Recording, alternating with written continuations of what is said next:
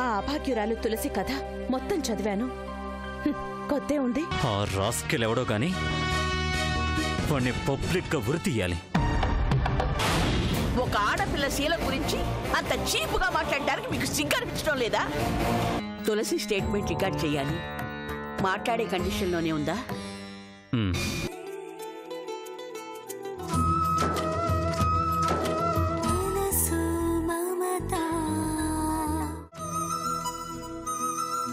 మనసు మమతలతో మెరిసే మనుషులతో కలిసే ప్రతి జన్మ ధన్యమే.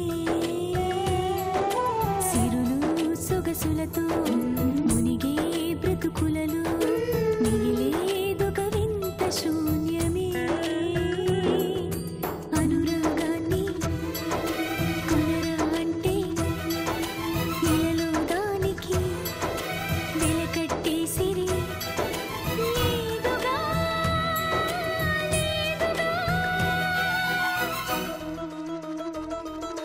మనసు మమతలతో మెరిసే మనుషులతో కలిసే ప్రతి జన్మ ధన్యమే.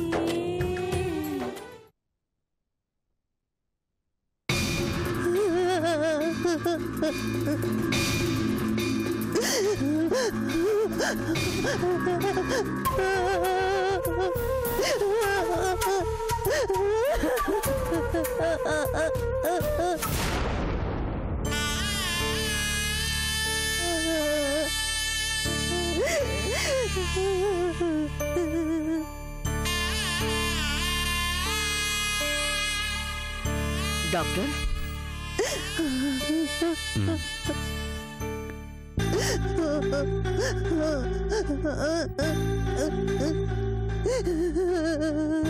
ఏమ్మా నీ పేరేంటి? తులసి.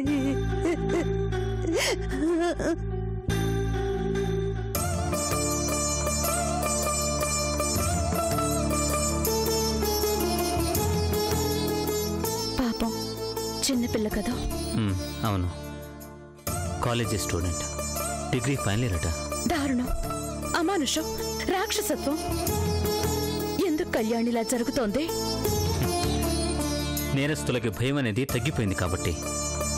మర్డర్లు చేసినా, మానభంగాలు చేసినా సాక్ష్యాన్ని లేకుండా చేస్తే తప్పించుకోవచ్చనే ధైర్యం పెరిగిపోయింది కాబట్టి.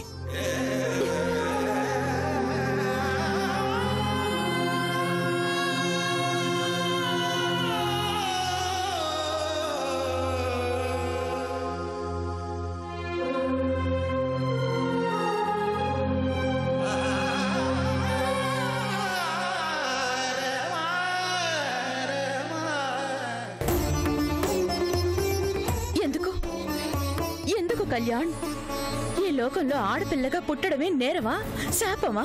లేదు, తప్పు ఆడపిల్లలది కానే కాదు. మగాళ్లుగా పుట్టి మృగాళ్లుగా మారిన కిరాతకులది. చట్టాలు చేసి కూడా వాటిని సక్రమంగా అమలు చేయలేని పాలకులది, ప్రభుత్వాలది. ఈ పవిత్రమైన భారతదేశంలో గంట గంటకి ఓ మానభంగం, పూట పూటకి ఒక అత్యాచారం. ఇవ్టీజింగ్లకి, లైంగిక నేరాలకి అంతే లేదు. గృహహింసలకి, మానసిక క్షోభలకి లెక్కే ఉండదు. పసి మొక్కల నుంచి ముసలి ఒగ్గు దాకా ఆడదైతే చాలు. ఛీ!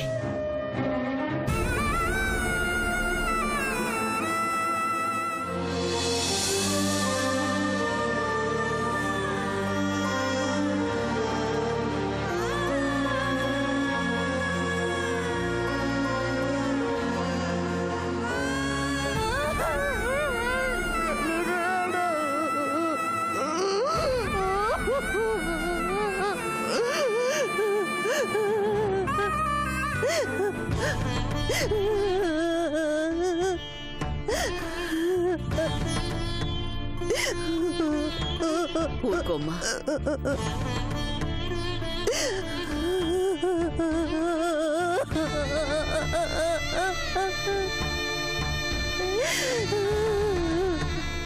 చిచి, వాడు మనిషి కాదు, పశువు. పశువు కూడా అంత క్రూరంగా ప్రవర్తించదు. ఎవడు ఇన్స్పెక్టర్ కిరాతకుడు? ఎవడు? వాడి పేరు కిషోర్, వడ్డీ వ్యాపారి రామదాస్ కొడుకు. బాగా బలిసినోళ్లే. వదిలిపెట్టకండి ఇన్స్పెక్టర్. ఒక ఆడపిల్ల జీవితాన్ని దౌర్జన్యంతో కబళించిన ఆ దుర్మార్గుడు ఎంత ఉన్నవాడైనా సరే వాణ్ణి వదిలిపెట్టకండి. ఎన్ని రకాల ఒత్తిళ్లు వచ్చినా, వాడి బాబు ఎంత ఇన్ఫ్లుయెన్స్ చేయాలని ప్రయత్నించినా వదలకండి. పరారీలో ఉన్న రాక్షసుణ్ణి ఎలాగైనా పట్టి బంధించండి, జైల్లోకి తొయ్యించండి. తప్పకుండా. ఈ కడప రెండమ్మ రికార్డ్ చేసిన ఈ స్టేట్మెంట్ చాలు ఆ బద్మాష్ గారిని జైలు గోడల మధ్య తోయించడానికి, చిప్పకూడు తినిపించడానికి. ఇన్స్పెక్టర్, ఒక బాధ్యత గల పోలీస్ ఆఫీసర్గా మీ డ్యూటీ మీరు చేయండి, మీ కండగా మేము నిలబడతాం. అవును, గాయత్రీదేవిగా నేనేంటో, నా పలుకుబడేంటో మీకు తెలుసు.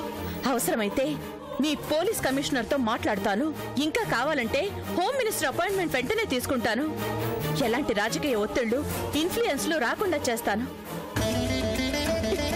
అన్యాయంగా, పైశాచికంగా తులసి జీవితాన్ని కాటు వేసిన ఆ నరరూప రాక్షసుణ్ణి మాత్రం దొరికేదాకా వేటాడండి, ఉరికంబానికి ఎక్కించండి. Thank you. ఆ అభాగ్యురాలి మీద జాలితో మీరింతగా స్పందిస్తున్నారు. కానీ కబురు పెట్టినా కూడా తులసి కన్నవాళ్ళు ఇంకా రాలేదు. భయం, పరువు పోతుందనే భయం. పర్వాలేదు, వాళ్ళెవరూ రాకపోయినా సరే ఈ క్షణం నుంచి తులసి బాధ్యత నాది. నేనండగా ఉంటాను. Thank you madam. మీలాగే అందరూ స్పందిస్తే, పోలీసులకు సపోర్ట్గా నిలబడితే, అబ్బడి అబ్బా, రెడ్డమ్మ, ఈ కడప రెడ్డమ్మ నేరస్తుల పాలిట సింహ స్వప్నం అవుతుంది. ఎంతటి మొనగాడైనా సరే వాడి గుండెల్లో నిద్రపోతుంది.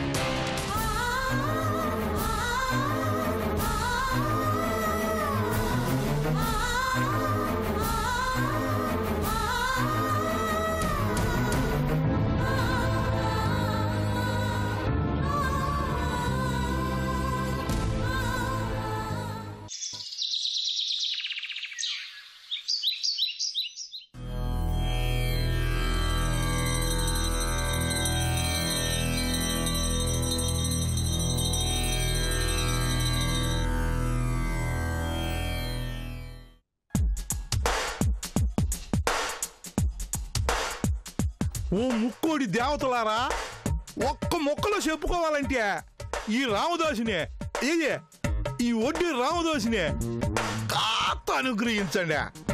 నాగార్జున సాగర్ ఎండిపోయినా సరే, గండిపేటలో నీళ్లు జనానికి రాకపోయినా సరే, పెట్రోల్ ధర లీటర్కి 100 రూపాయలు పెరిగిపోయినా సరే, నా వడ్డీ వ్యాపారాన్ని మాత్రం ఎట్లాంటి అడ్డంకులు లేకుండా చూసుకోండి స్వామి. రామదాస్ గారు,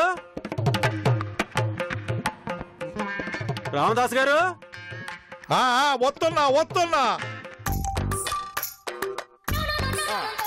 మిగిలిన కర్పూరం రేపటికి.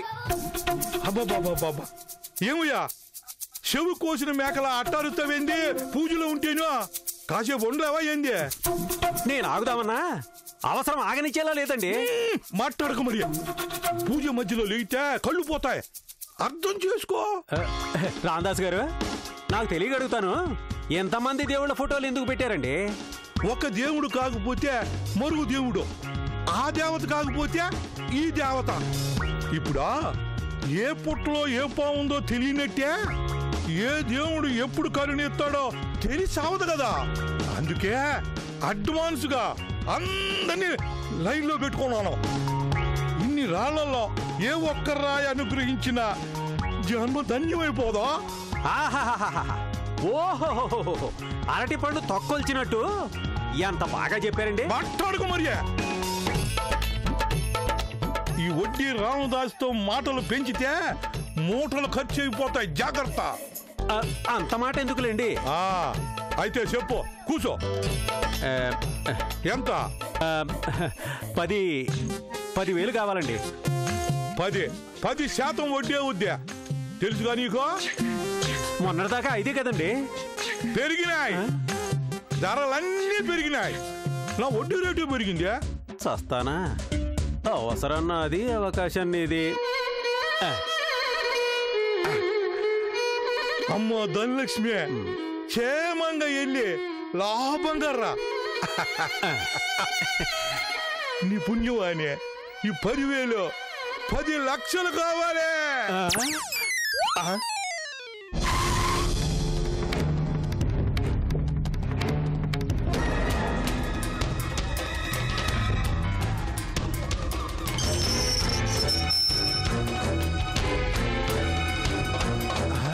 ఇదేంది? ఏందబ్బా ఈవిడ ఇట్టా వస్తుంది? ఏంది ఇన్స్పెక్టర్ అమ్మా, ఈడకు వచ్చినావేంది? నీకు కూడా వడ్డీకి డబ్బులు కావాలా ఏంది? చూడు, నాకు కావాల్సింది డబ్బు కాదు, మరియా నీ కొడుకు. నా కొడుకా? ఏం చేసి ఉన్నాడమ్మా? రేప్, అత్యాచారం, మానభంగం. మాట్లాడుకు మరియా. నా కొడుకు ఎప్పుడు అట్లాంటి తప్పుడు పని చేయడు. చేశాడు. తులసి అనే ఒక ఆడపిల్లని మానభంగం చేసి పారిపోయాడు. అబద్ధం కాదు, నిజం. ఎప్పుడు? నిన్న రాత్రి. నిన్న రాత్రి అసలు మా వాడు ఊళ్ళోనే లేడు. అర్జెంటు పని మీద బెంగళూరు వెళ్ళాడు. ఏ కహానీలు చెప్తున్నావా? ఇదిగో ఇన్స్పెక్టర్ అమ్మా, కహానీలు చెప్పడం మాకు అసలు అలవాటు లేదు. నిజంగానే నా కొడుకు ఊళ్ళోనే లేడు. I see. మీ వాడి ఫోటో కావాలి. ఎందుకు? రేపిస్టని టీవీలో చూపించడానికి. మాట్లాడుకు మరి. నా కొడుకే ఫోటో తీయించుకునే అలవాటే లేదమ్మా. దిష్టి తగులుతుందని. I see.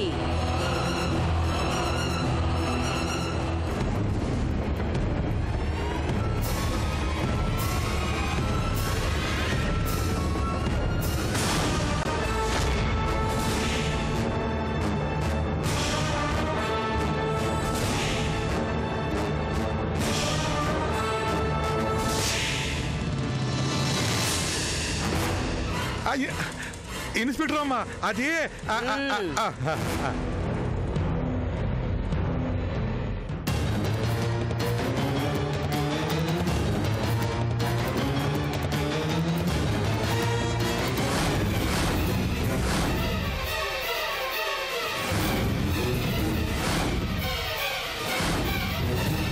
ఇదేగా నీ కొడుకు ఫోటో. రామదాసు, నీకు వడ్డీలు గుంజడం మాత్రమే తెలుసు, కానీ కడప రెడ్డమ్మకి పాతాళంలో దాక్కున్న నేరస్తుల్ని బయటికి లాగడం తెలుసు. నీ కొడుకు నా చేతుల్లోంచి తప్పించుకోలేడు, గుర్తుంచుకో.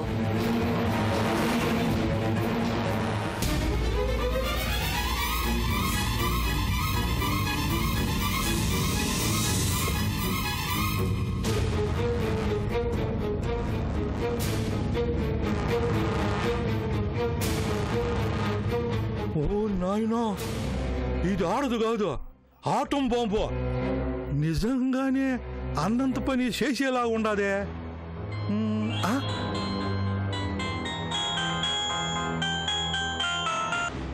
హలో, ఎవరు? ఊరు నా కొడక, కొంప ముంచినావు కదరా. ఏందే, ఏం పర్వాలేదా? ఎక్కడో కలుగులో దక్కుని మాట్లాడతాం కాదురా. ఆ ఇన్స్పెక్టర్ రెడ్డితో మాట్లాడితే అప్పుడు తెలుస్తుందిరా నీకా.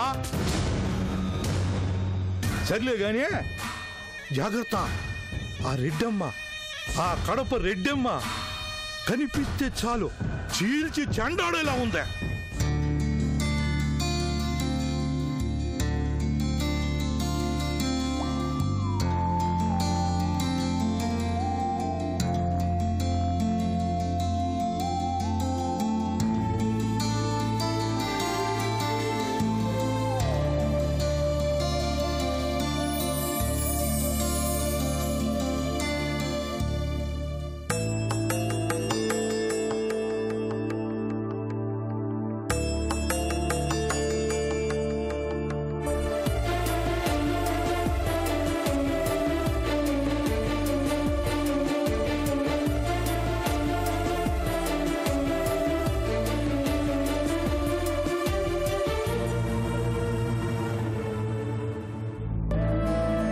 సౌందర్య, టైం అయింది, బయలుదేరవా?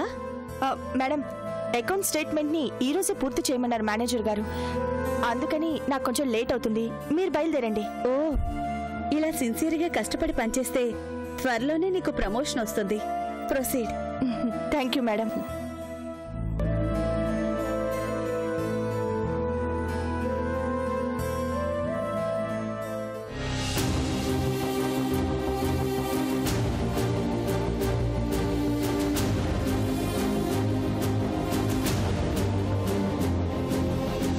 సౌందర్య సార్. ఆ స్టేట్మెంట్ పూర్తయిందా అమ్మా? లేదు సార్, చేస్తున్నాను. ఓకే ఓకే, అది చాలా అర్జెంట్. రేపే హెడ్ ఆఫీస్కి పంపించాలి. ఎంత రాత్రి అయినా సరే పని పూర్తి చేసుకునే ఇంటికి వెళ్ళాలి. అండర్స్టాండ్? అలాగే సార్. Okay, good night.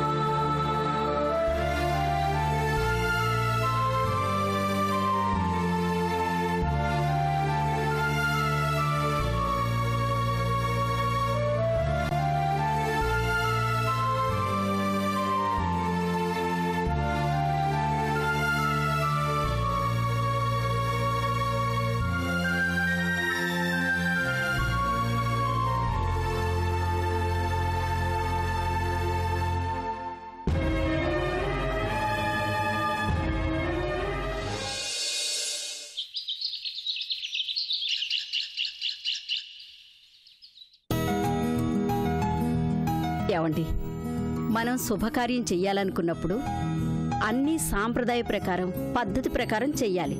ఏమంటారు? ఇందులో అనేదేముంది? అలాగే. ఇదిగో మేనేజరు, పెళ్లి పనులన్నీ ఇప్పటి నుంచే మొదలు పెట్టాలి. మరి పెద్దయ్య గారు, పెళ్లి పనులు మొదలుపెట్టే ముందు మీరు చేయవలసిన అతి ముఖ్యమైన పని ఒకటి మర్చిపోతున్నారు. ముఖ్యమైన పని అంటే? ఇది కూడా మేమే చెప్పాలన్నమాట. పేరుకు మాత్రమే పెళ్లి పెద్ద. అబ్బా జానకి, అసలు విషయం ఏమిటో చెప్పొచ్చు కదా.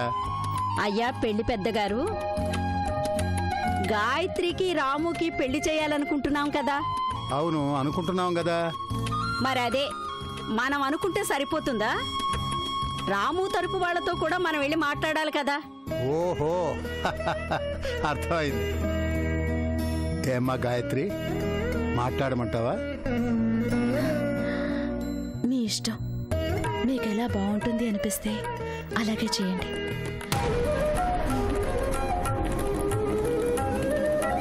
పెద్దయ్య గారు విన్నారు కదా, ఇక మీరే చొరవ చూపించాలి మరి. అలాగే. రాము వాళ్ళ అమ్మగారికి ఇప్పుడే ఫోన్ చేస్తాను. ఏమండి, ఒక్క మాట, ఒక్కసారి మనమే వాళ్ళ ఇంటికి వెళ్ళి మాట్లాడితే బాగుంటుందేమో. సరే, ఫోన్ చేసి ఆ సంగతే చెబుదాం.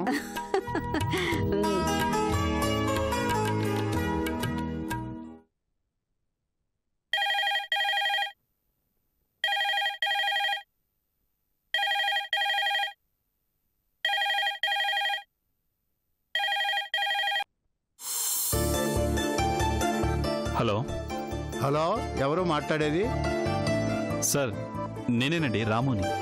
రాము, మీ అమ్మగారు ఉన్నారా? ఉన్నారు. ఎందుకు? ఎందుకేమిటయ్యా, పెళ్లి సంగతులు మాట్లాడాలి కదా. ఒక్కసారి మీ అమ్మగారిని పిలిస్తే. అలాగే. అమ్మా, అమ్మా పెద్దాడా ఎవరు? నీతోని ఏదో మాట్లాడాలట, మాట్లాడు. ఎవర్రా? అదే బన్నీ వాళ్ళ తాతగారు. ఓ అన్నయ్య గారు. అమ్మా అన్నపూర్ణమ్మ, బాగున్నారా? ఆ దేవుని దయ వల్ల అంతా బాగానే ఉన్నామండి. చెప్పండి. అదేనమ్మా, మీ రాముకి మా గాయత్రికి పెళ్లి చేయాలనుకుంటున్నాం కదా, ఆ సంగతే కూర్చొని మాట్లాడుకుంటే బాగుంటుందని. అలాగేనండి. అయితే మీకెప్పుడు అనుకూలంగా ఉంటే ఆ రోజే మీ ఇంటికి వస్తాం. చెప్పండి అమ్మా. అయ్యో పెద్దవారు, మీకెంత శ్రమ దేనికి? వీలు చూసుకొని మేమే వస్తాంలేండి. చాలా సంతోషం అమ్మా. అయితే మంచి రోజు చూసుకొని రండి. వచ్చే ముందు మాకు కబురు చేయండి చాలు. తప్పకుండా. వదిన గారిని గాయత్రిని అడిగానని చెప్పండి. అలాగేనమ్మా, ఉంటాను. మంచిదండి. అమ్మయ్యా, ఇప్పుడు నాకు నిశ్చింతగా ఉంది. అమ్మా సూర్య, విన్నావు కదా, ఏమంటావు? నిజమే, అన్ని విషయాలు ముందే మాట్లాడేసుకుంటే వాళ్ళకి మనకి నిశ్చింతగా ఉంటుంది కదా. పెద్దాడా, అనుకున్నాక ఆలస్యం దేనికిరా? రేపు దశమి బుధవారం, దివ్యమైన రోజు. ఏమంటావురా?